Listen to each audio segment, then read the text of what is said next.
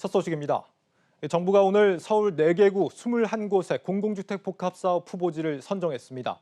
역세권과 준공업 지역 그리고 저층 주거지를 고밀 개발하겠다는 건데 하지만 이들 지역에서 지난 2월 4일 이후 부동산을 취득했으면 입주권을 받지 못하고 현금 청산을 당하게 됩니다. 이 재산권 침해 논란이 또다시 커질 것으로 보입니다. 이준호 기자입니다. 서울 영등포구에 위치한 영등포역 일대입니다. 여의도 등 도심과 인접한 노른자 땅이지만 개발에 난항을 겪었던 곳입니다. 1호선 지상철도로 단절된 데다 토지 권리 관계가 복잡하게 얽혀있기 때문입니다.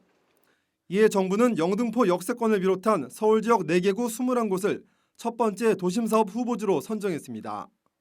이들 지역에는 판교 신도시 수준에 근접하는 2만 5천 가구가 새로 공급될 예정입니다. 4월 중 본격적으로 주민 설명회 등 의견 수렴을 실시하고 토지주에 대한 동의 확보 절차에 착수하여 7월 중에는 예정지구로 지정하겠습니다.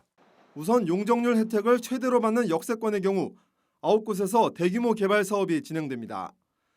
대부분 지하철역과 가깝지만 사업성이 낮아 민간 개발이 어려웠던 지역이 포함됐습니다.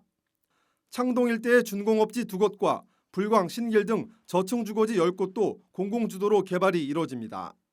정부는 후보지 21곳의 용적률이 상향되는 만큼 사업성이 좋아져 토지주의 수익률도 크게 개선될 것으로 기대했습니다.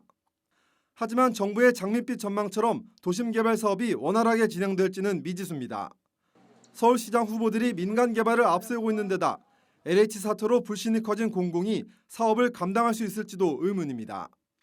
특히 위헌 소지까지 제기되고 있는 재산권 침해 논란도 사업 추진과 맞물려 더욱 커질 가능성이 높습니다.